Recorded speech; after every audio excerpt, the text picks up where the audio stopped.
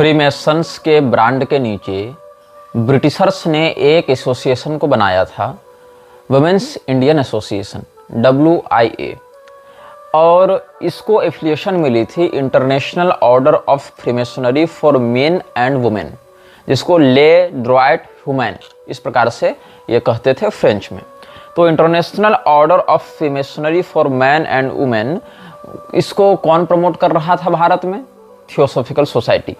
Theosophical society में भी सारे लोग उतनी सक्रियता से इस एक फ्रीमेसनरी लॉज को प्रमोट करने में नहीं लगे थे, क्योंकि उनके पास और भी कार्य थे। इस संगठन विशेष को प्रमोट करने के लिए एनी बेसेंट नामक स्त्री को चुना गया था। अब एनी बेसेंट एक ऐसी स्त्री थी जिसकी छवि विश्व में एक क्रांतिकारी महिला के रूप में थी, और एनी बेसेंट ने जो मैच गर्ल स्ट्राइक हुआ था, जहां पर माचिस की कंपनियों में, माचिस की तीली बनाने वाली कंपनियों में काम करने वाली महिलाओं ने हड़ताल की थी, तो उनके हड़ताल को इसने एक मंच प्रदान किया था और उनके मांगों को पूरा करने में एक महत्वपूर्ण भूमिका निभाई थी।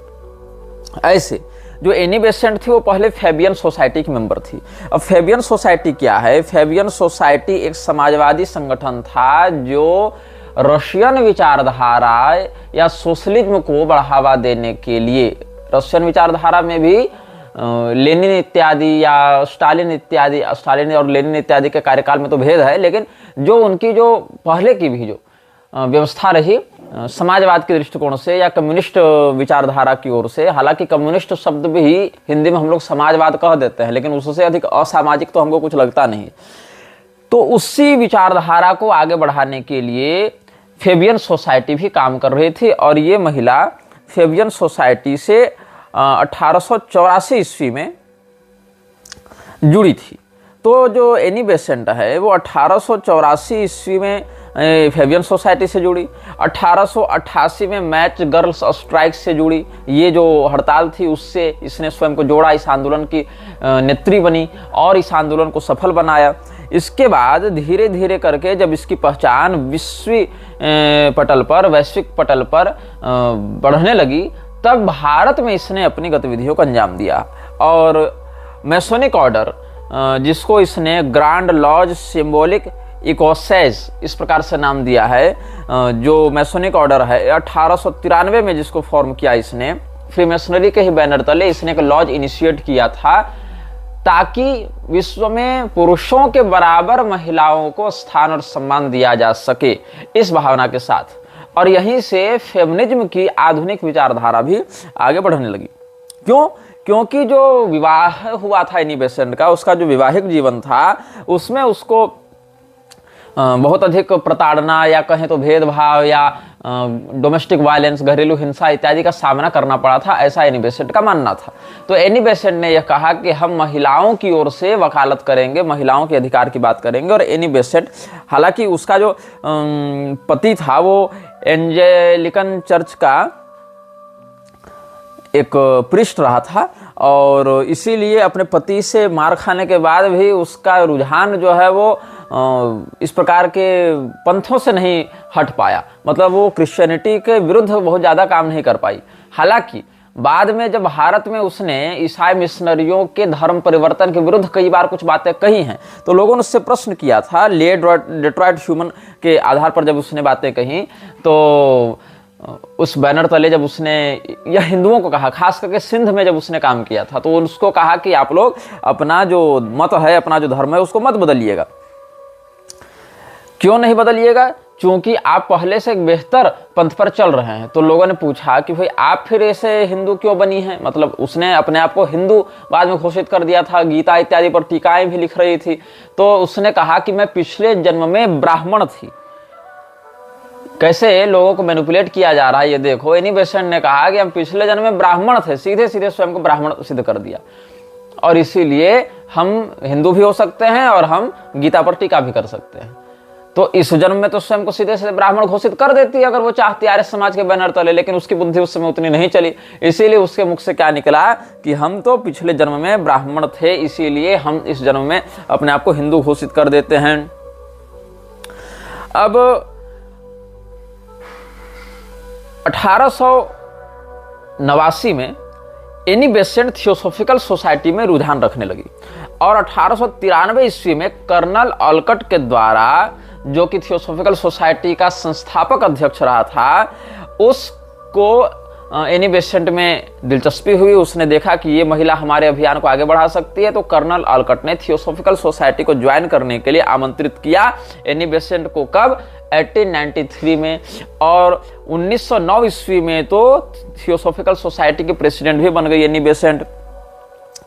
इसके बाद क्या हुआ? 1911 में थियोसॉफिकल सोसाइटी का जो लंदन मुख्यालय था उसकी इसने नींव डाली। इससे पहले तो न्यूयॉर्क इत्यादि से संचालित हो रहा था, न्यूयॉर्क, अद्यार इत्यादि से संचालित हो रहा था, लेकिन लंदन में थियोसॉफिकल सोसाइटी के एक मुख्यालय को इसने स्थापित किया। कैसे? With strong masonic undertones, freemasons के पूरे प्रभाव में, पूरे आधिपत्य में इसने थियोसॉफिकल सोसाइटी को रखा था। और थियोसॉफिकल सोसाइटी का जो इनिशियल फाउंडर रहा, ऑलकट या मैडम HPB, ये लोग भी फ्रीमेसन से बहुत अंदर से जुड़े हुए थे। तो कुल मिलाकर बाहर से जो संस्था ईसाई मिशनरियों के खिलाफ काम कर रही हूं ऐसा बताती थी, वह संस्था वास्तव में फ्रीमेसन्स के ही द्वारा बनाई गई थी, फ्रीमेसन्स के द्वारा ही चलाई भी जाती थी। और एनी बेसेंट तो घोषित रूप से फेबियन सोसाइटी, थियोसॉफिकल सोसाइटी और फ्रीमेसन्स, इन तीनों की सदस्या भी रही है, बल्कि बड़े पदों पर रही है। तो और कोल्हापुर इत्यादि क्षेत्रों में या पुष्कर इत्यादि क्षेत्रों में तो आर्य समाज, थियोसॉफिकल सोसाइटी, ये सब का तो क्रिश्चियन मिशनरीज के साथ गठबंधन भी रहा है। तो फ्रीमेसन का जो पेरिस अनुभाग था, उस पेरिस में 27 जुलाई 1902 को एनी बेसेंट को फ्रीमेसनरीज ने ऑफिशियली इनिशिएट किया, उसको दीक्षा दी और एक प्रोविजनल लॉज उसने बनाया था। कहाँ बनाया था? प्रोविजनल लॉज लंदन के लिए उसने एक प्रोविजनल लॉज बनाने की अपील की थी सुप्रीम काउंसिल इन पेरिस, जो फ्रीमेसन्स की सुप्रीम काउंसिल पेरिस में थी। वहां पर A Besant was initiated in freemasonry, ये मैं आपको बता रहा हूं, जो लंदन की इनकी वेबसाइट है freemasonry for main and women, ये जो संगठन है international society for freemasonry for main and women, वहीं से आधिकारिक रूप से बता रहा हूं कि ये क्या कहते हैं। A Besant was initiated in Freemasonry in Paris on 27th July 1902, and on her return to England with her friends, they held a provisional lodge at which it was decided to petition the Supreme Council in Paris to found a lodge in London. On 22nd September 1902, a delegation arrived from Paris led by the Grand Master, Senior Mary George Martin, the wife of George Martin himself, to inaugurate the Human Duty Lodge number 6 and install Annie Besant as right worshipful master. जब इसने London में एक provisional laws की मांग की तो George Martin की पत्नी मैरी जॉर्ज मार्टिन वहां पर जाती है और लॉज नंबर 6 को इनेगुरेट करती है और वहां एनी बेसेंट को उसका वास्तविक उत्तराधिकारी या संचालक, कह दें महंत, मठाधीश, वो बना देती है। अब 1905 ईस्वी में फ्रीमेसन्स ने एनी बेसेंट को अपनी 33वीं डिग्री में इनिशिएट किया, जो कि हाईएस्ट डिग्री ऑफ फ्रीमेसन्स होती है। और ले ड्रॉयट ह्यूमन, ये जो हमने आपको बताया international society for freemasonry for main and women, उसको यूनाइटेड किंगडम में इम्प्लांट किया गया। और जो सुप्रीम काउंसिल काम कर रही थी फ्रीमेसनरी की, कहाँ? पेरिस में, उसके द्वारा इसको मान्यता भी दी गई थी। अब एनी बेसेंट और जी मार्टिन दोनों की अच्छी आपस में बनती थी, तभी एनी बेसेंट की मांग को जॉर्ज मार्टिन ने अपनी पत्नी के माध्यम से पूरा करवाया था। लेकिन इनमें क्या हुआ, विचारों का संघर्ष धार्मिक रूप से बढ़ता रहा। एक मानता था कि ईश्वर है, एक कहता था कि नहीं है, एक एथिस्ट है, रेशनलिस्ट है, दूसरा स्पिरिचुअलिस्ट है, थियोसॉफिस्ट है।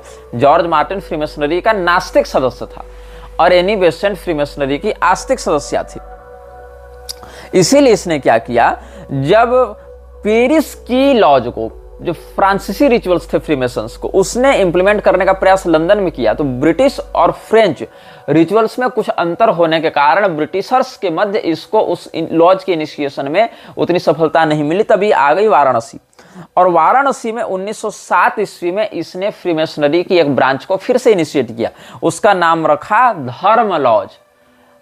किसने? एनी बेसेंट ने फ्रीमेसनरी की एक लॉज की स्थापना की जिसका नाम रखा धर्म लॉज।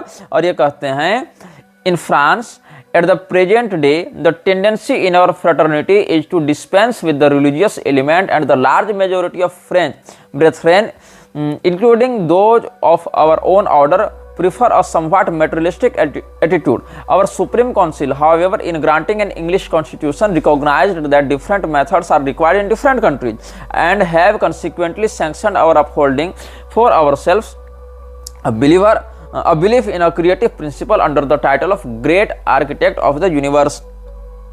जूलियन रीस ने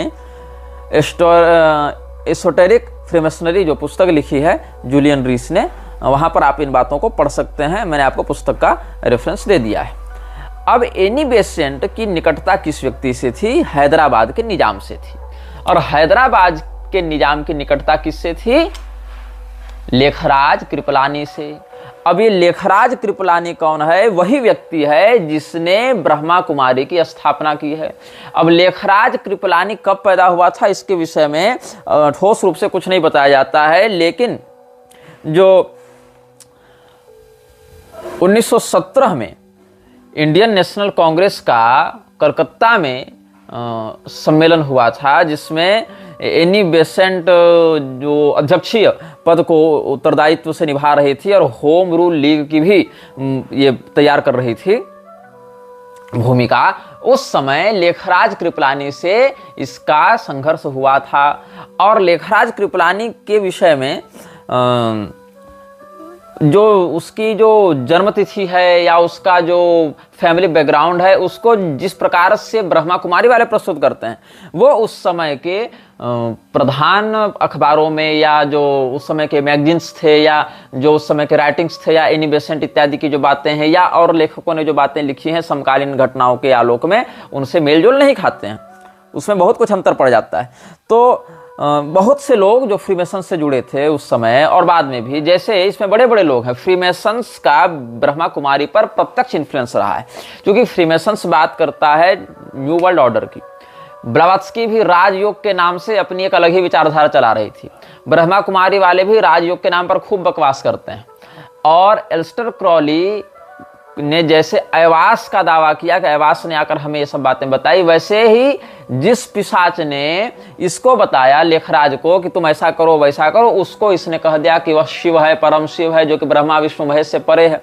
हालांकि शास्त्रों में ब्रह्मा विष्णुश्च रुद्रश्च ईश्वरश्च सदाशिव ऐसे करके ब्रह्म स्वरूपों के अलग अलग विभाजन उत्तरोत्तर क्रम से वर्णित हैं, लेकिन ये वो विभाजन नहीं है, ये सब महाकाल संहिता इत्यादि में प्राप्त हो जाएंगे आपको, लेकिन ये वो विभाजन नहीं है जो लेखराज कृपलानी स्थापित करना चाहता था। तो लेखराज कृपलानी ने हैदराबाद के निजाम के सहयोग से और एनी बेसेंट के सहयोग से एक इनिशिएशन निकाला ब्रह्मा कुमारी के नाम से, और उसमें स्वयं को ही परम शिव के रूप में स्थापित करने का प्रयास किया। कुछ कुछ वैसा ही जैसा आजकल कैलासा में बैठकर नित्यानंद कर रहा है, या कभी कभी जग्गी वासुदेव भी करने का प्रयास करता है।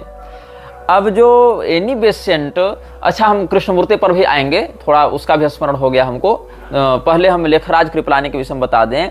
ये व्यक्ति पहले व्यापार का इच्छुक था, बाद में इसको व्यापार में जब सफलता नहीं मिली तो इसने सोचा कि सबसे अच्छा व्यापार तो हम धर्म का कर लें, क्योंकि अगर आपको जल्दी सफल होना है, जल्दी पैसा कमाना है, तो आपको अपने नए धर्म को शुरू करना पड़ेगा। आप एक नया धर्म ही खोल लीजिए, ऐसा पश्चिम के जगत में कहा जाता था। और यही कारण है कि जो क्रिश्चियंस हैं वो भी बहुत से सेक्ट्स में बढ़ते गए, कि जिसका पोप से लड़ाई झगड़ा प्रारंभ हो गया वो व्यक्ति अपना एक अलग ही क्रिश्चियन सेक्ट बना लेता था।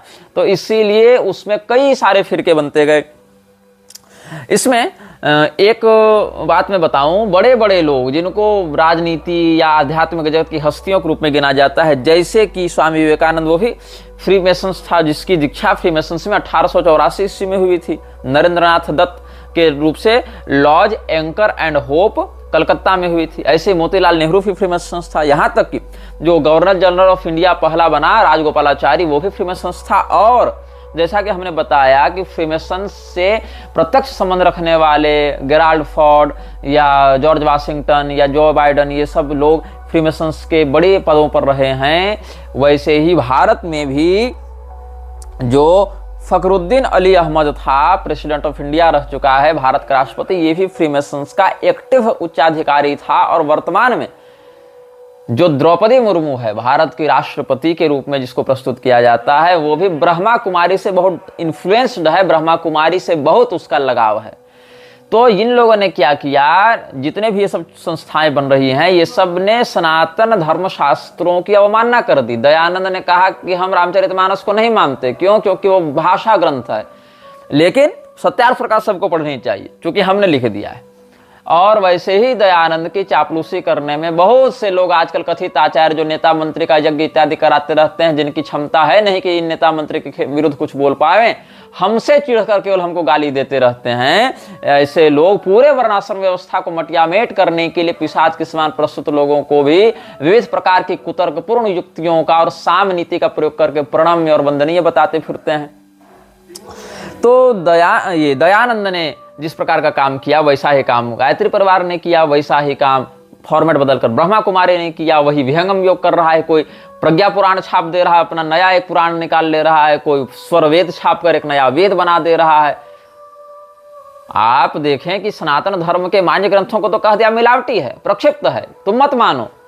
और जो मान्य ग्रंथ से हिंदू भाग जावे तो फिर क्या पढ़ेगा? तो एक नया वेद उसको पकड़ा दो स्वर वेद के नाम से, एक नया पुराण पकड़ा दो प्रज्ञा पुराण के नाम से, है ना। नए नए उपनिषद, रामकृष्ण परमहंसोपनिषद छाप रखा है ना रामकृष्ण मिशन वालों ने, और सहना भवतु शांति पाठ भी दे दिया है। यहां पर इतना गंभीर षड्यंत्र और इतनी गंभीर घुसपैठ हुई है, तो आप उसको बाहर बाहर से ऐसे नहीं देख पाएंगे, अंदर बहुत सी परतें हैं। और यहाँ तक कि शिक्षा नीति के माध्यम से ऐसे ही खलनायकों को महानायक के रूप में प्रस्तुत किया गया है। तो इसमें एक व्यक्ति की एंट्री होती है स्वामी वासवानी की। स्वामी वासवानी के विषय में आप गूगल में जान सकते हैं। ये बर्लिन भी गया था और बर्लिन में जाकर इसने विश्व धर्म संसद में भाषण भी दिया था। तो बर्लिन से जब ये लौट रहा था तो कहा जाता है कि वहां के लोगों ने इसकी प्रशंसा में जितनी भी बातें अखबार में छपवाई थी, ये वो सारी पेपर कटिंग को समुद्र में फेंक दिया था, ये कहकर कि हमको प्रशंसा नहीं चाहिए, हम तो विरक्त व्यक्ति हैं। लेकिन ये व्यक्ति वर्ल्ड रिलीजन का बहुत बड़ा पैरोकार था। इसको क्यों भेजा गया था वहां पर? जो इस प्रकार की ऑर्गेनाइजेशंस होते हैं जो विश्व धर्म संसद की स्थापना करवाना चाहते हैं, वो लोग ये कहना चाहते हैं कि सब लोग सबसे एक साथ रहो, पूरा विश्व एक ही धर्म का पालन करे। बाहर से देखने पर ये बहुत रुझान और बहुत रोचक बात लगती है, लेकिन अंदरूनी कपट जब आप देखेंगे तो पूरे विश्व को एक पाशविक विचारधारा, अविवेकपूर्ण विचारधारा की ओर ले जाने का ये दुराग्रह होता है। देखो, कोई लोटा शौचालय वाला हो और कोई पूजा वाला हो। आप इसमें सुचिव्रत मिश्र एक हमारे मित्र हुआ करते हैं, तो वो कहते थे कि शौचालय का लोटा और पूजा का लोटा, एक परम पवित्र एक अपवित्र। अब तुम पूजा के लोटा को रखो शौचालय के लोटा के पास, तो भी अपवित्र तो पूजा का लोटा ही होगा, वो तो पहले से अपवित्र, उसमें क्या अंतर पड़ेगा? शौचालय वाले में गड़बड़ कौन झेलेगा? पूजा वाला लोटा। या फिर शौचालय वाले लोटे को पूजा के लोटे के पास रखो, मतलब कि दोनों लोटों को, पूजा वाले को शौचालय वाले से सटा दो या शौचालय वाले को पूजा वाले से सटा दो।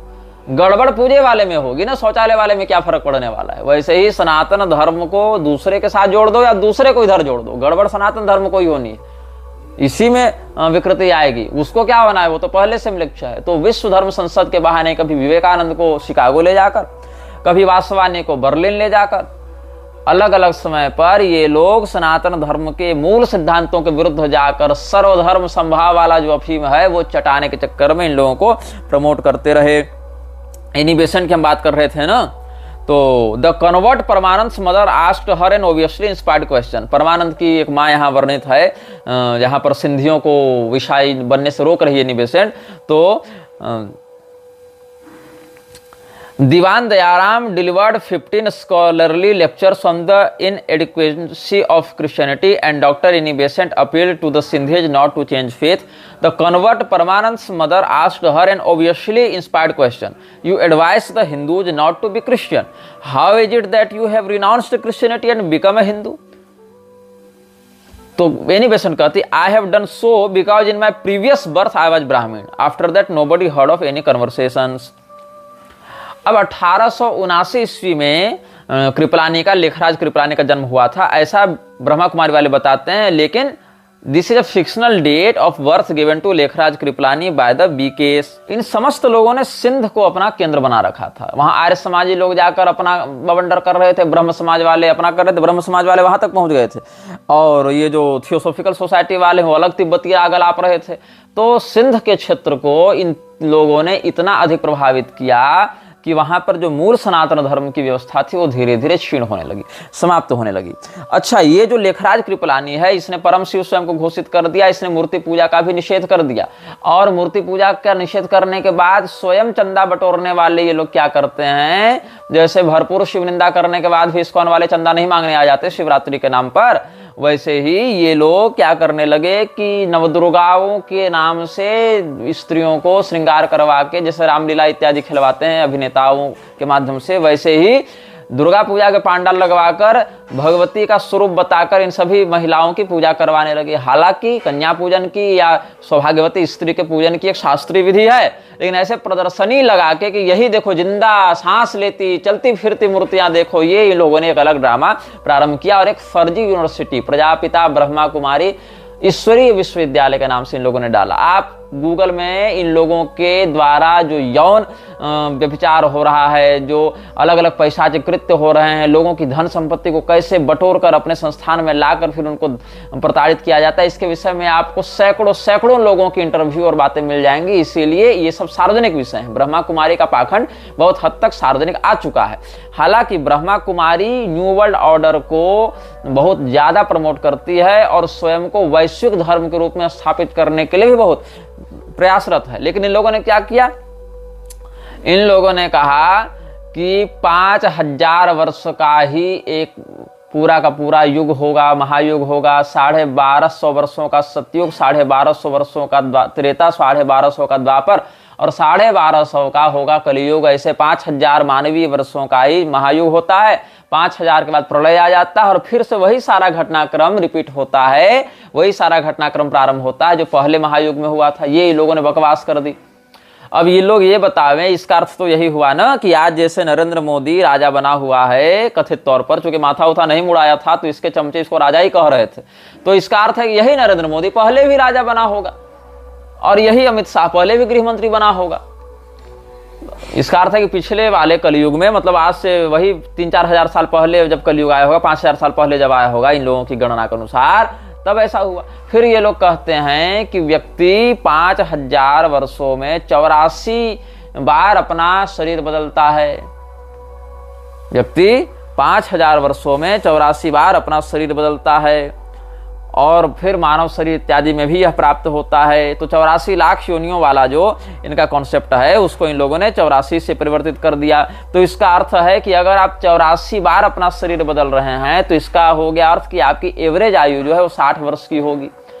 मतलब 60 वर्ष से अधिक आप किसी शरीर में बिताएंगे तो फिर अगले जन्म में समस्या हो जाएगी, फिर वहां पर आपको 10 साल बिताना पड़ेगा मैनेज करने के लिए।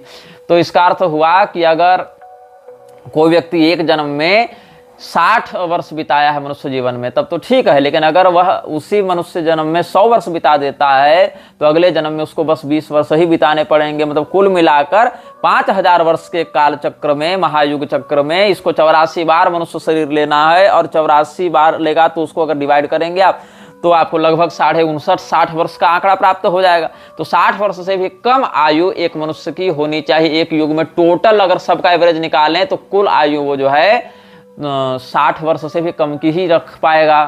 तो इस प्रकार से ये लोग ऐसी काल्पनिक बातें लोगों के मन में डालते हैं जिनका कोई और छोर नहीं, और हमारे शास्त्रीय देवी देवताओं को समाप्त करके, उनके विचारधारा को, उनकी आराधना पद्धति को समाप्त करके सभी लोगों को सौभाग्य श्रृंगार विहीन करके पिशाचत्व के समान लोग प्रवर्तित कर दे रहे हैं कि जितनी भी स्त्रियां हैं वो वैधव्य दोष के समान श्रृंगार विहीन होकर सफेद सफेद कपड़ा पहनकर ऐसे ही पड़ी रहती हैं और केवल ज्यादा भर्ती स्त्रियों की करते हैं, महिलाओं की करते हैं, और महिलाएं जिस क्षेत्र में अधिक इस प्रकार से अमर्यादित होकर घुसती हैं उसका मटियामेट अवश्य करती हैं।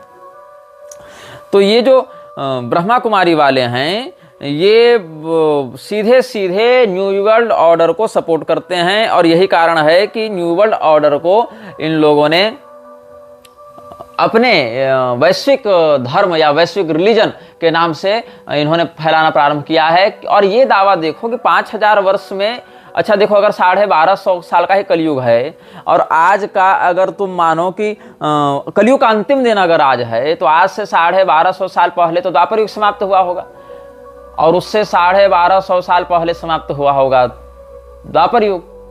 तो इस अनुसार से चाणक्य और चंद्रगुप्त तो त्रेता युग के सिद्ध हो जाएंगे ना फिर, या ईसा मसीह कम से कम द्वापर युग का तुम मान लोगे। ईसा मसीह का द्वापर युग में जन्म हुआ होगा और चाणक्य चंद्रगुप्त का जन्म हुआ होगा त्रेता युग में। ये इन लोगों की गणना के अनुसार मानना पड़ेगा। और फिर हर 5000 साल में जो घटनाएं रिपीट होती हैं, तो इसका अर्थ है कि ये लोगों के अनुसार उससे पहले फिर जो 5000 साल पहले ईसा मसीह फिर आया होगा और उससे ठीक 5000 साल पहले फिर ईसा मसीह आया होगा, उससे ठीक 5000 साल पहले फिर ईसा मसीह आया होगा। तो ये किस प्रकार का कालचक्र इनका चल रहा है कि हर 5000 साल में घटना रिपीट हो रही है। और प्रलय फिर कहां हो रहा है? ये जो प्रलय की जो बात करते हैं, प्रलय का तो कोई रिकॉर्ड नहीं मिल रहा है इस टाइम फ्रेम के अंतर्गत, तो ऐसा कोई रिकॉर्ड नहीं मिल रहा है। फिर भी इन लोगों की मूर्खता में, इन लोगों के जाल में जो लोग फंस जा रहे हैं, उन लोगों के विषय में हम क्या कह सकते हैं? उनको मूर्ख कहें कि उनको भोला कहें कि क्या कहें? तो ऐसे ही इस लेखराज कृपरान ने स्वयं को भगवान के समान घोषित कर दिया। अब जो हिंदुओं की बात मैं बताऊं, हिंदू तो ऐसे हो गए हैं। एक मैं आपको पुस्तक से पढ़कर एक रेफरेंस देता हूं, युक्त वैराग्य का चैप्टर 3 देखना, जो भक्ति सिद्धांत वैभव भक्ति विकास स्वामी ने लिखा था, भक्ति सिद्धांत वैभव। उसमें युक्त वैराग्य संज्ञक जो तीसरा चैप्टर, उसमें से एक पैरा पढ़कर सुनाता हूं।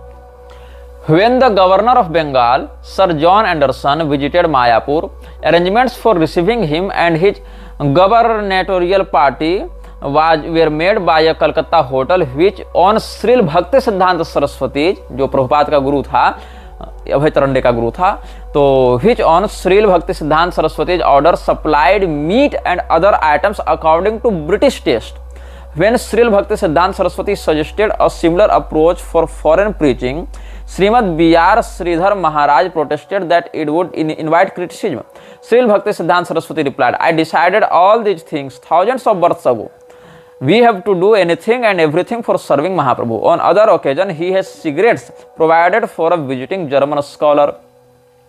ये लोग जो कह रहे हैं ना कि हम विश्व को शाकाहारी बनाना चाहते हैं और मांस का निषेध कर रहे हैं, इन मूर्खों को ये पता नहीं है कि इन्हीं के लोगों ने ये सब लिख रखा है। भक्ति विकास स्वामी ने जो भक्ति सिद्धांत वैभव लिखा है, इसके किताब विमला प्रसाद दत्त की जीवनी के रूप में, उसके चैप्टर 3 में युक्त वैराग्य वाले विषय में ये देखो क्या है।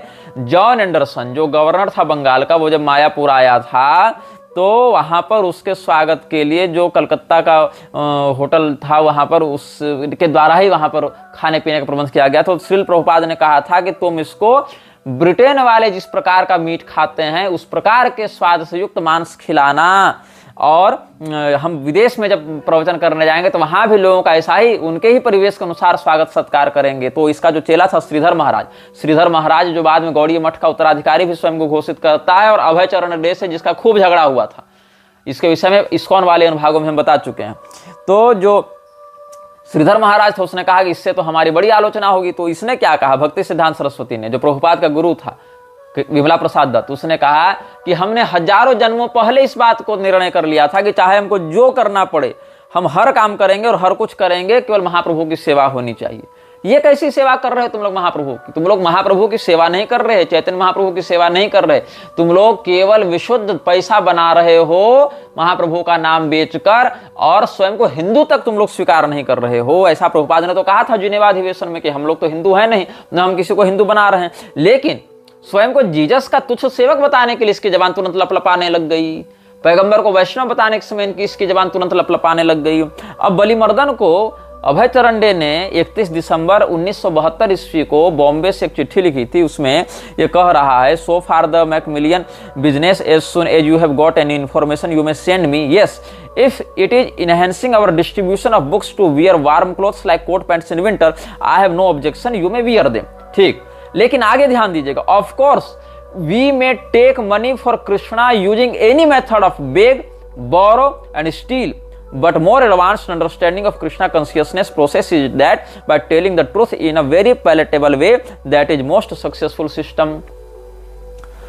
बांग्लादेश के कुछ रेफ्यूजीज के विषय में बात हो रही थी, 71-72 के युद्ध में बहुत कुछ जो झगड़ा चल रहा था उसके विषय में, तो उनको ये सब भोजन भंडारा करवा रहे थे मायापुर में, और इस्कॉन वाले वहां भी करवा रहे थे ढाका में। बाद में मुसलमानों ने इनको खूब मारा पीटा। अभी तो ये लोग कहे कि हिंदुओं की रक्षा होनी चाहिए। हिंदू की रक्षा तो होनी चाहिए, लेकिन तुम कब से हिंदू हो गए? तुम्हारे प्रभुपाद ने स्वयं को डिनाउंस किया है कि हम हिंदू नहीं हैं।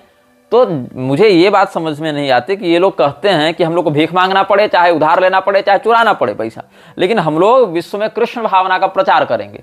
और प्रचार करने के बाद केवल प्रचार तक नहीं, इसने प्रभुपाद ने वृंदावन में यह घोषणा भी की थी कि जो इस कृष्ण कॉन्शियसनेस से नहीं जुड़ेगा, हमारी परिभाषा के अनुसार नहीं जुड़ेगा, क्योंकि मीराबाई भी कृष्ण भावना भावित थी, लेकिन ये लोग तो नहीं मानते ना वैसा। तो हमारे परिभाषा, हमारे फ्रेम के अंतर्गत जो फिट नहीं होगा, वो अन्य देवताओं को उपासक होगा, तो हम लोग उसका उसी तरीके से गला काटेंगे जैसे कुरान और तलवार की तर्ज पर इस्लाम ने किया। ये उसने आधिकारिक रूप से कहा है। ये रिकॉर्डेड डॉक्यूमेंट इस्कॉन वाले ही प्रचारित कर रहे हैं। और अगर किसी को ये सब बात से आपत्ति हो तो इस्कॉन वालों का जाकर गला पकड़ो। हमसे हमारा गला क्यों पकड़ रहे हो? हमारा गला और पैर दोनों तुम्हारे योग्य नहीं है ना। तुम तो हमारा पैर पकड़ने भी योग्य नहीं हो, गला पकड़ना तो बहुत दूर की बात है। तुमको तो इस्कॉन वालों से ही सवाल करना चाहिए कि ऐसी बातें क्यों लिखे हो, और अगर प्रभुपाद ने ऐसी बातें कही हैं तो फिर गलत कही हैं, और अगर प्रभुपाद ने नहीं कही, तुमने गलत छापा है, तब तुम पर केस होना चाहिए। लेकिन ये लोग आपस में ये सब नहीं कहेंगे, वकील बने बने पहुंच जाएंगे। तो कैसे अंग्रेजों को मीट खिला के, सिगरेट पिला के, जर्मन स्कॉलर्स को कैसे उन लोगों को इस प्रकार से अपने क्लच में लेकर, और फोर्ड के पैसे से, फ्रीमेसन्स के पैसे से, या ईसाई मिशनरी जो चार्ल्स डेल के प्रभाव में था, केदारनाथ दत्त भक्ति सिद्धांत का बाप, ये सभी लोगों के द्वारा भगवान चैतन्य महाप्रभु के कीर्तनों को हाईजैक करते हुए इन लोगों ने सीधे सीधे अपने आवरण में निगलना प्रारंभ किया। अघासुर बन गए ये लोग। जना अघासुरायन्ते 60 दुष्कर्म कारण, यही सठता करने वाले ये सब अघासुर बन गए। अब हिंदू इतनी गफलत में है कि आज देखो, मैं तुमको एक बहुत बात महत्वपूर्ण बताने वाला हूं। पालघर कांड सबको याद है। पालघर कांड में सुशील गिरी और कल्पवृक्ष गिरी प्लस उनके एक ड्राइवर की पीटकर हत्या कर दी गई थी। एक ड्राइवर, दो साधु। तो कल्पवृक्ष गिरी और सुशील गिरी, कल्पवृक्ष गिरी बूढ़े थे, सुशील गिरी जवान थे, उनकी पीटकर हत्या कर दी गई थी। उस समय अखाड़ा परिषद ने कहा था कि हम आंदोलन करेंगे। 4 बरस में कहां आंदोलन हुआ पता नहीं चला। हालांकि अब मैं आपको यह बता रहा हूं कि सुशील गिरी, जिसका फोटो पूरा चलाकर पूरा मीडिया तांडव कर रहा था, और आज भी पालघर वाली बरसी पर लोग फोटो लगाकर उसके लिए रो रहे हैं, वो तो जिंदा है। सुशील गिरी मरा नहीं है, सुशील गिरी जिंदा है, जिसके विषय में पालघर वाले कांड में बहुत हल्ला हुआ था। कल्पवृक्ष गिरी मरे थे, उनका ड्राइवर मरा था, लेकिन जिस सुशील गिरी का फोटो पूरे मीडिया में चला था और आज भी जिसको प्रचारित किया जाता है, वो जिंदा है। अब बताओ प्रूफ क्या है मेरे पास? तो जब हम केदारनाथ में कर रहे थे देवी भागवत की कथा, तो मेरे कार्यक्रम का आयोजक था सुशील गिरी। हमको बाद में पता चला, जब मतलब आयोजक मंडल एक कमेटी करा रही थी ना, तो कमेटी में तो बहुत से लोग होते हैं, उसमें कोई वो पद रखा हुआ था। तो वो जब फोटो दिखा हम लोगों को, तब हम लोगों का दिमाग ठनका, ये फोटो देखा देखा लग रहा है। फिर हम लोगों ने इमेज सर्च किया, पता चला ये तो 2 साल पहले मर चुका था पालघर में। फिर हमने उसका फोटो, वीडियो, उसके साथ अपनी वार्तालाप सब कुछ ऋषिकेश में आने के बाद, चूंकि वहां सिग्नल ठीक आता नहीं था केदारनाथ में, तो ऋषिकेश में आने के बाद हमने यूट्यूब पर डाला। हमारे मेन चैनल पर तुम जाकर देख लो। लेकिन क्या हिंदुओं की प्रतिक्रिया हुई? कुछ नहीं। सुशील गिरी के नाम पर आज भी छाती पीटने वाले लोग हैं, लेकिन इतनी बड़ी सच्चाई जो कि तुम्हारी आंखों के सामने वो हिंदू नहीं देख पा रहा, तो पहले की बात क्या देख पाएगा? ऊपर से अभी अवधेशानंद गिरी का जो जूना अखाड़ा के तहत पेशवाई प्रवेश हुआ कुंभ में, महाकुंभ में, वहां अवधेशानंद के पीछे सुशील गिरी ही खड़ा था। लेकिन अवधेशानंद यहां पर यह नहीं कहेगा कि तू तो मर गया था, तू कैसे बच गया। और अगर तू बच गया तो इस बात को बताया जाए जनता को कि सुशील गिरी नहीं मरा है, जिसका फोटो इतना सार्वजनिक वायरल हुआ था। तो ये जो बात है, सुशील गिरी के नाम पर कौन मर गया, किसकी हत्या हो गई, ये तो अलग विषय है जांच का। लेकिन जो सुशील गिरी का फोटो चला था वायरल और जिसके नाम पर इतना हंगामा हो, वो तो मरा ही नहीं, वो तो जिंदा है। तो ये बताओ कि इतनी बड़ी सच्चाई जो सनातन धर्म के एक अखाड़ा से जुड़ी हुई बात है कि हिंदुओं के साधुओं पर आक्रमण हो रहा है, उस पर तो हिंदुओं का ध्यान नहीं है। तो पिछली पीढ़ी की इन रहस्यों को तुम लोग कैसे जान पाओगे? जब आंखों के सामने हम बता रहे हैं, अरे भैया ये आदमी मेरे सामने बैठकर बात कर रहा है, देखो मेरे पास इसका वीडियो है, ये आदमी नहीं मरा है, तब हिंदू को मतलब नहीं है, तब भी हिंदू मेरी बात को सुन समझ नहीं पा रहे हैं, तब आगे क्या कहें? अच्छा, ये लोग जो कर्मणा व्यवस्था की बात करते हैं कि हम कर्मणा वर्ण व्यवस्था बनाएंगे, कर्मणा बनाएंगे, तो ये बताओ जहां जहां पर आर्य समाज, इस्कॉन या गायत्री परिवार इत्यादि के द्वारा कोई ऐसा काम किया जाता है जिससे इनकी प्रशंसा होने की चांसेज हो या इनको ग्लोरिफिकेशन मिले, वहां पर तो ये लोग कहते हैं कि आर्य समाज ने ऐसा किया, इस्कॉन ने ऐसा किया, गायत्री परिवार ने ऐसा किया। वहां आर्य समाज वाले स्वयं को हिंदू नहीं बताते, आर्य बताते हैं। साथ ही इस्कॉन वाले स्वयं को हिंदू नहीं बताते, हम इस्कॉन वाले हैं, प्रभुपाद के चेले हैं, दयानंद के चेले हैं, ऐसा बताते हैं। लेकिन जहां पर इन लोगों को मारा जाता है, मुसलमान तो तुमको हिंदू ही देख रहा है, जहां पर तुमको मारा जाता है, जहां पर तुमको काटा जाता है, वहां तुम तुरंत कह देते हो कि हिंदू पर अत्याचार हो रहा है, वहां तुम कह देते हो कि हिंदुओं के जान पर बनाई है, हिंदू की रक्षा होनी चाहिए। तब तुम कैसे हिंदू बन जाते हो? हमारे देवी देवताओं को गाली देने के समय, हमारे शास्त्रों को अप्रामाणिक कहने के समय तुम आर्य समाजी रहते हो, इस्कॉनीय रहते हो। कहीं कोई ग्लोरिफिकेशन करना हो, कहीं कोई क्रेडिट लेना हो, कोई श्रेय लेना हो, अपने आप को महान दिखाना हो, वहां पर तो तुम आर्य समाजी हो जाते हो, वहां पर तो तुम इस्कॉनीय हो जाते हो। लेकिन जहां पर मुसलमान तुमको मारने आते हैं, ईसाई तुमको मारने आते हैं, वहां पर तो तुम कहते हो कि हम हिंदू हैं। तो मैं ये समझ नहीं पा रहा हूं कि इस्कॉन के लोगों पर जो हमले हो रहे हैं बांग्लादेश में, चाहे अन्य स्थानों पर, ये लोग क्यों नहीं कहते कि इस्कॉन की रक्षा होनी चाहिए। इस्कॉन जो है वो क्या है? एक एनजीओ है, एनजीओ के कर्मचारियों पर हमला हो रहा है। वहां ये लोग क्यों नहीं कहते ऐसा? वहां तो ये लोग कहते हैं कि हम लोग हिंदू हैं, जबकि प्रभुपाद ने कई बार खुलेआम ऐसा कहा और लिखा है कि हम लोग हिंदू नहीं हैं, we are not Hindus, we are not making people Hindus, ऐसा कहा। या फिर कम से कम ये कहा कि हमारे अनुयायी सच्चे क्रिश्चियंस हैं। तो कहना चाहिए कि सच्चे क्रिश्चियंस पर हमला क्यों हो रहा है, कहना चाहिए कि जीसस के इनसिग्निफिकेंट सर्वेंट्स पर हमला क्यों हो रहा है। लेकिन वहां ये लोग नहीं कहेंगे, वहां तुरंत ये लोग हिंदू बन जाएंगे। अच्छा, आर्य समाज इस्कॉन वाले जो कर्मणा ब्राह्मण बनाते चल रहे हैं, गायत्री परिवार वाले जो कर्मणा ब्राह्मण बनाते चल रहे हैं, वहां पर जो व्यक्ति गैर ब्राह्मण परिवार में जन्मा है उसी को अपने आर्य समाजी या इस्कॉनी मेंबरशिप देकर ये लोग उसको बनाएंगे कर्मणा ब्राह्मण। लेकिन जो वास्तव में जन्म से ब्राह्मण है, वो ब्राह्मण कर्म से भी अगर हो तो उसको ये लोग ब्राह्मण नहीं मान रहे हैं। जैसे देखो कि मैं जन्म से ब्राह्मण हूं, कर्म से भी मैं ब्राह्मण के अनुसार जो आचरण है वो कर रहा हूं। शास्त्रों का अध्ययन अध्यापन या जो पठन पाठन है, प्रतिग्रह लेना देना, ये सब जो षटकर्म विहित हैं ब्राह्मण के लिए, वो हम यथाशक्ति अनुसार कर रहे हैं। जिन कर्मों के आधार पर ये अन्य लोगों को ब्राह्मण बनाने का दावा करते हैं, उनकी अपेक्षा शतगुणाधिक हमारे कर्म ब्राह्मण के समान हैं। तो मुझे क्या ब्राह्मण ये मान रहे हैं? नहीं, तब हमसे झगड़ा करने आएंगे। जितने भी लोग जन्मना ब्राह्मण होने के साथ साथ शास्त्रानुसार कर्मणा ब्राह्मण का काम भी कर रहे हैं, उनके ब्राह्मणत्व में तो कोई संदेह नहीं हो सकता। हारित स्मृति के अनुसार जो है, जो ब्राह्मणी के गर्भ से ब्राह्मण के वीर्य से उत्पन्न हुआ वह विशुद्ध ब्राह्मण हो गया। ब्राह्मण्याम ब्राह्मणे नैव उत्पन्नो ब्राह्मण स्मृतः, ये हारित स्मृति का वचन है। तो यहां पर तो ब्राह्मणत्व में कोई संदेह नहीं फिर बचा, क्योंकि जन्म से भी ब्राह्मण ही है। उसका सही समय पर सही विधान से उपनयन भी हो गया है, वो पालन भी कर रहा है, वो व्यक्ति कर्मनिष्ठ ब्राह्मण भी है, तो उसके ब्राह्मणत्व में तो कोई संदेह नहीं। लेकिन इन लोगों को वो फिर मान्य नहीं होगा। इन लोगों को ऐसा व्यक्ति चाहिए जो जन्म से ब्राह्मण नहीं हो, ताकि अपने संस्थान का टैग लगाकर हम लोग कह सकें कि वो कर्मणा ब्राह्मण हमने उसको बनाया। लेकिन ये कर्मणा ब्राह्मण कभी भी तब दिखते नहीं हैं जब ब्राह्मणवाद के विरुद्ध नारे लगाए जाते हैं, जब ब्राह्मणों को डेमोनिफाई किया जाता है कि ब्राह्मणों ने अत्याचार किया, शोषण किया, तब ये लोग बन जाते हैं कि हम दलित हैं, हम शूद्र हैं, हम पर अत्याचार हुआ। जैसे मान लो किसी शूद्र वर्ण के व्यक्ति को आर्य समाज ने ब्राह्मण बना दिया, कथित रूप से, मतलब कि अपना टैग लगा दिया कि तुम ब्राह्मण हो गए, और वही आर्य समाजी फिर एक जन्मना ब्राह्मण को जो कर्म से भी ब्राह्मण का काम कर रहा, उसको गाली देता फिरेगा कि तू तो पोंगा पंडित है, तुम तो पाखंडी हो। लेकिन फिर उसी ब्राह्मण को गाली देने के बाद एक व्यक्ति दूसरे व्यक्ति को ब्राह्मण बनाने के लिए आर्य समाज लगा हुआ है, इस्कॉन वाला लगा हुआ है, गायत्री परिवार वाले लगे हुए हैं। और उसके बाद वो जो कर्मणा ब्राह्मण ये बना रहा है, वो कर्मणा ब्राह्मण तब नहीं दिखेगा जब कोई कहेगा कि हम ब्राह्मणों का विरोध करते हैं तो ब्राह्मणों को मार देना चाहिए। तो ब्राह्मणों की, अच्छा ये बताओ भी, जो ब्राह्मणों की बेटी के 20-20 लाख रुपए रेट लग रहे थे अजमेर में या राजस्थान के अन्य क्षेत्रों में जहां कुछ लोग गिरफ्तार हुए, कुछ मुसलमान ऐसा रेट लगा रहे थे ना, ब्राह्मण की बेटी 20-20 लाख में बेच रहे थे। कितने कर्मणा ब्राह्मण उनके विरुद्ध खड़े हुए कि नहीं, हम ब्राह्मण हैं, हम लोग ऐसा नहीं होने देंगे। नहीं होंगे, इन लोगों को मतलब नहीं है, ये लोग हैं भी नहीं उस काम के, उस लायक ये लोग हैं भी नहीं।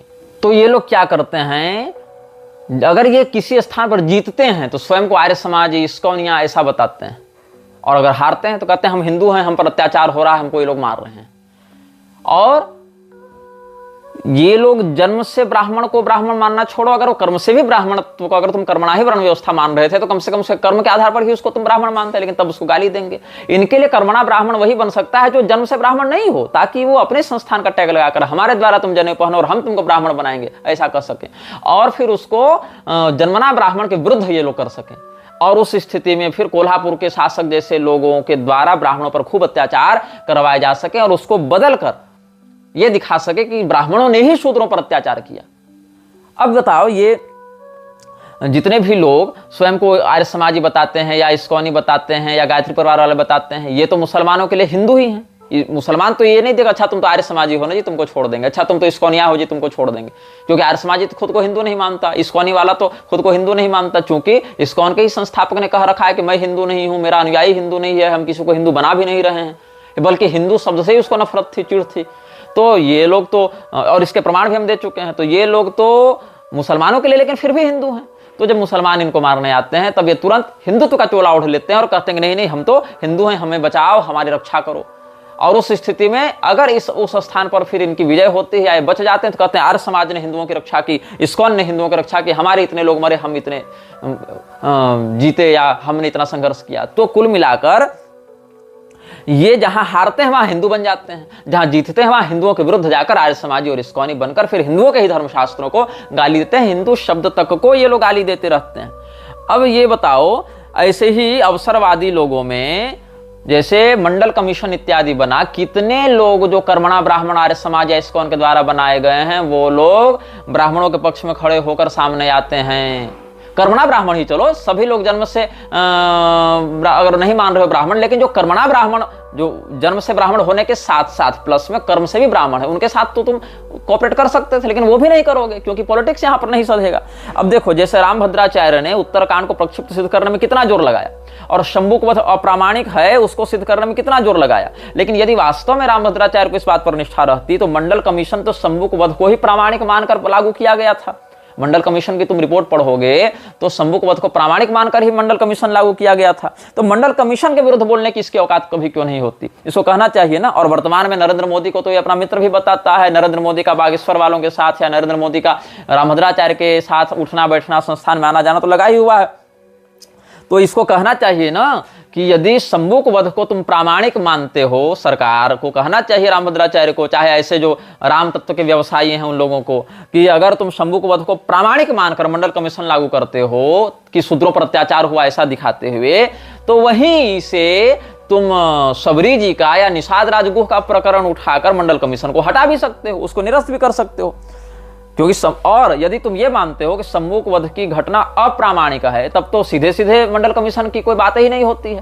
तब तो रामभद्राचार्य को या नित्यानंद मिश्र को या ऐसे और लोगों को उठकर सीधे सीधे नरेंद्र मोदी के पास जाकर, चूंकि अभी तो सरकार उसी की है, तो उससे यह कहना चाहिए, या कम से कम कांग्रेस वालों को ही यह कहना चाहिए था ना कि चूंकि हमने कोर्ट में यह हलफनामा दायर किया था कि राम जी काल्पनिक थे, राम नाम का कोई अस्तित्व नहीं था, किसी प्रकार का कुछ नहीं था राम जन्मभूमि वाले विवाद के अंतर्गत, तो या उस प्रकार के जो राम तत्व को अप्रामाणिक मानने वाले लोग हैं कि राम जी तो हुए ही नहीं थे, ये तो मिथ्या है, काल्पनिक है, जैसा कि बहुत से ये लोग भी कहते रहते हैं वामपंथी लोग कि हम तो नहीं मानते कि राम नाम का कोई व्यक्ति हुआ था, ये तो बाद में जातक कथाओं से चुरा चुरा कर राम का पात्र बना दिया गया है। तो उस स्थिति में क्या जातक कथाएं शंभुक वध को वर्णित करती हैं? और अगर जातक कथा से चुरा कर बनाया गया तो वहां तो शंभुक वध को एक काल्पनिक रूप से ये लोग जोड़ दिए होंगे। हालांकि शंभुक वध काल्पनिक नहीं है, उसके पीछे के पूरे कारणों पर हमने 2 पुस्तकें लिखी हैं, वीडियो भी बनाया है, लेख भी लिखा है, सब ऑनलाइन उपलब्ध है। दास प्रथा पर भी बनाया है, शंभुक वध के पूर्वापर प्रकरण पूरे प्रमाण के साथ बनाया है, रामभद्राचार्य के खंडन में भी और शंभुक वध के शास्त्रीयता के मंडन में भी। लेकिन क्या हुआ कि अगर तुम शंभुक वध की घटना को प्रामाणिक मानते हो तो सबरी और उससे कारण मंडल कमीशन लागू करते हो, तो सबरी जी और निषाद राज को प्रामाणिक मानकर तुम मंडल कमीशन हटा भी सकते हो, लेकिन तब ये लोग सामने नहीं आएंगे। यही इनकी दोगली राजनीति है। अथवा यदि तुम शंभुक वध की घटना को अप्रामाणिक मानते हो तो कम से कम उसी पिटीशन को दायर करके मंडल कमीशन को हटवा सकते हो, लेकिन तुम ये भी नहीं करोगे। अथवा यदि तुम राम जी को ही अप्रामाणिक मानते हो तो अब जब राम जी ही मिथ्या हो गए तो शंभुक कौन सा प्रामाणिक हो गया, तब भी तुम मंडल कमीशन हटवा सकते हो, लेकिन नहीं करोगे। तो उत्तरकांड को प्रक्षिप्त मानने वाला रामभद्राचार्य भी शंभुक वध के आधार पर मंडल कमीशन लागू किया गया इस बात के विरुद्ध नहीं बोलता है। सरकार से टकराने की औकात नहीं है ना इन लोगों की। और ना इन लोगों के जो नेता मंत्री के पुरोहित बने घूमते हैं ना, शिलान्यास करवाने वाले राम जन्मभूमि की और उद्घाटन कराने वाले और प्राण प्रतिष्ठा करवाने वाले, इन लोगों की औकात नहीं है सरकार के विरुद्ध बोलने की, और ना सरकार के द्वारा जिनको प्रोत्साहित किया जाता है उन लोगों के विरुद्ध बोलने की। ये लोग बस हम लोगों के विरुद्ध बोल सकते हैं, चिढ़े हुए हैं, अंदर से कुढ़े हुए हैं। इनका बस ये कहना है कि तुम चाहे पूरे सनातन धर्म को वर्णशंकर बना दो, लेकिन फिर भी तुम हमारे लिए प्रणम्य रहोगे अगर तुमने सीधे सीधे हमको टारगेट करके कुछ ना कहा हो तो। लेकिन अगर कोई हमको टारगेट करके कह दे, चाहे वो फिर भी कितना भी बड़ा सिद्धांत सदाचारी शास्त्र निष्ठा में श्रद्धा रखने वाला व्यक्ति क्यों ना, उसको धूर्त पाखंडी सब ये लोग कह देंगे। तो कुल मिला के ये बिल्कुल सिलेक्टिव पॉलिटिक्स खेलने वाले आचार्यगण भी हो गए हैं और सिलेक्टिव पॉलिटिक्स खेलने वाले नेतागण भी हो गए हैं। और इनके इस गठबंधन से नुकसान किसका हो रहा है? सनातन धर्म का। वृद्धि किसकी हो रही है? वृक्षराज के चेलों की। तो ये लोग आपस में केवल मलाई खानी इन लोगों को। शंभुक वध को प्रामाणिक मानने वाला व्यक्ति, सबरी जी का उदाहरण देकर ये मंडल कमीशन नहीं हटवा रहा है।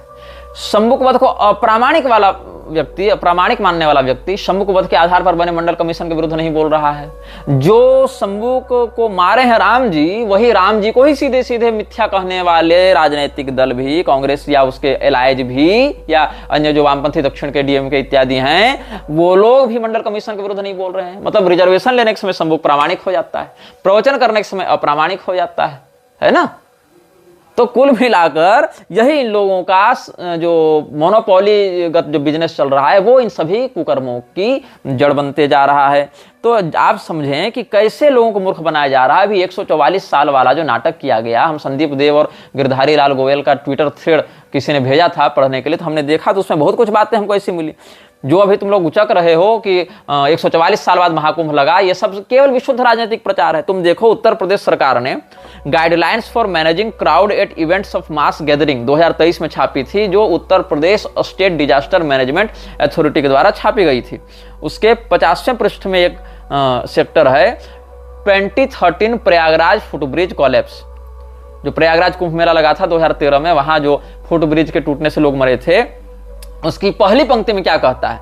The 2013 event was considered a Maha Kumbh Mela which comes only once every 144 years. मतलब 2013 में जो प्रयागराज में कुंभ लगा था ना, वो भी 144 साल में एक बार आने वाला महाकुंभ मेला था। बताओ, मतलब 2013 में भी प्रयागराज में ही महाकुंभ लगा था और वो भी 144 साल के बाद ही आया था। ऐसा उत्तर प्रदेश की सरकार की गाइडलाइन में छपा हुआ है, और वो भी 2 साल पहले ही छपा था। अब 1977 में भी ऐसा ही कहा गया था कि इस वर्ष मुख्य कुंभ पर्व की तिथि में अमृत योग लगा था। पंडितों के अनुसार वही ग्रह स्थिति उसी प्रकार की थी जैसे समुद्र मंथन के समय थी। यह योग 144 वर्षों के अंतराल पर पड़ता है। कब? वर्ष 1977 के कुंभ की विशेषता ये भी मिल रहा है। एक 1954 का इतिहास निकल कर आया, वहां भी कह रहे हैं कि Hindu astrologers had proclaimed today's ceremony as a 12th Kumbh Mela the most important religious bathing festival in 144 years. मतलब 144 साल के बाद आने वाला कुंभ 54 में भी लगा, फिर 77 में भी लगा, फिर 13 में भी लगा, और रिकॉर्ड निकालवाएंगे तो 2001 इत्यादि वाला भी निकल ही जाएगा। तो ये लोग क्या करते हैं, हर बार ये प्रचारित करते हैं कि नहीं 144 साल के बाद कुंभ लगा है और ये वाला वही कुंभ है, ये महाकुंभ है। ये नाटक ये लोग कर रहे हैं। और दुर्भाग्य ऐसा होता है कि नेताओं की तो बात छोड़ो, पूरी के शंकराचार्य जैसे जिम्मेदार व्यक्ति भी बिना कोई क्रॉस वेरिफिकेशन के, जांच पड़ताल, ये सब बयान जारी किए रखते हैं। और जब हम लोग जैसे लोग उनका खंडन करते हैं तो चेले बताते भी नहीं है, कोई सुधार भी नहीं होता है। जो बोल दिया सो बोल दिया। ये दुर्भाग्य का विषय हो जाता है। तो ऐसी भेड़ चाल में जब हिंदू रहेगा, जहां की एक सरकारी प्रचार तंत्र के माध्यम से जब कह दिया जाता है कि 144 साल, तो हाँ 144 साल, जबकि किस ग्रह के किस राशि में आने पर कहां पर कुंभ लगता है उसका कोई अता पता हिंदुओं को नहीं है। बृहस्पति के अतिचारी होने के कारण 144 साल का आंकड़ा ही निरस्त हो जाता है। बीच में जो 1 वर्ष का अंतराल पड़ेगा, गैप पड़ेगा, उसको कम करके 143 पड़ेगा आंकड़ा।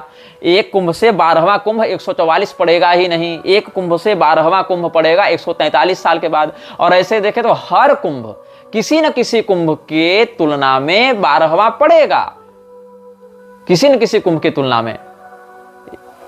आज एक कुंभ लगा, 12वां कुंभ कोई और पड़ेगा, फिर दूसरे कुंभ के सापेक्ष और कोई 12वां पड़ेगा, तीसरे कुंभ के सापेक्ष फिर कोई उसके अगले वाला 12वां पड़ेगा। तो ये लोग क्या करते हैं, हर बार 144 वाला आंकड़ा घुसा देते हैं ताकि लोगों को अपने ओर आकर्षित किया जा सके, जिसका कोई शास्त्रीय या ज्योतिषीय आधार भी नहीं है। लेकिन हम कहेंगे तो लोग कहेंगे तुम तो सबकी निंदा करते हो, सबकी बुराई करते हो। अरे भाई, बुराई और निंदा नहीं कर रहे हैं, मुर्दों को हिला हिला कर देख रहे हैं कि शायद मुर्दों में कोई जिंदा बचा हो, जिसको इतनी अकल बची हो, इतना विवेक बचा हो इस भेड़ चाल में। लेकिन नहीं, हम किसी के द्वेषी नहीं हैं, हम केवल अधर्म के द्वेषी हैं, लेकिन दुर्भाग्य से अधर्म तुम्हारे अंदर दिख रहा है। हाँ, बहुत से मामलों में जहां हमको स्वयं में त्रुटि दिखती है हम सुधार करते हैं, कोई अगर बताता है तो सुधार करते हैं, लेकिन इसका अर्थ थोड़ी है कि तुम्हारी त्रुटि उससे अप्रभावित हो जाएगी, उससे सुधर जाएगी। तो ये सब पर्वों को विकृत करना, तीर्थों को विकृत करना, मेला को झमेला बना देना, और ये सब जितने शास्त्रीय बातें हैं उन शास्त्रीय बातों को तोड़ मरोड़ कर प्रस्तुत करना, उन तोड़े मरोड़े विकृत सिद्धांतों के आधार पर एनजीओ बना लेना, एनजीओ को संप्रदाय घोषित कर देना, फिर आचार्यों का भी वैसे संप्रदायों के प्रति सौहार्द बुद्धि से युक्त हो जाना, ये सब म्लेच्छराज की ही षड्यंत्र योजना के अंतर्गत चल रहे हैं। और इसीलिए इन लोगों को हमेशा सतर्कता से डील करना चाहिए। जैसे ही ये लोग दिखें व्यक्ति को सतर्क हो जाना चाहिए, या इनके प्रोत्साहक दिखें, समर्थक दिखें, उनसे भी सतर्क हो जाना चाहिए, ताकि उनकी मानसिक विकृति आपको विकृत न कर सके। यह वीडियो जल्द ही हटा दिया जा सकता है। कृपया थर्ड पार्टी ऐप्स का उपयोग करके डाउनलोड करें। आप इस वीडियो को अपने चैनल पर फिर से अपलोड भी कर सकते हैं।